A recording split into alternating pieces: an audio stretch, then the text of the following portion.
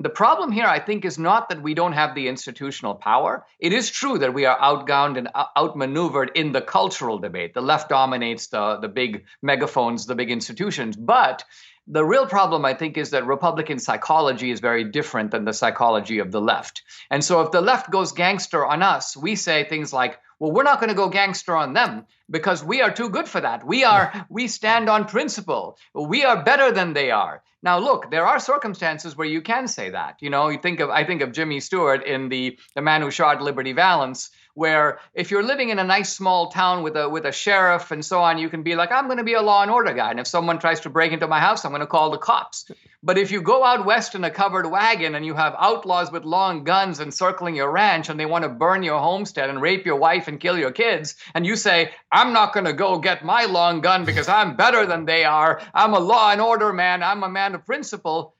Something's wrong with you because you have no grasp of the situation that you find here. So when I think about this film, it's kind of a warning. I liken myself to sort of an animal that's detected a movement in the trees, and I'm trying to warn the other wildebeests or the antelopes that, look, don't graze in this kind of placid bovine way because we are all in danger. We need to take some protective action.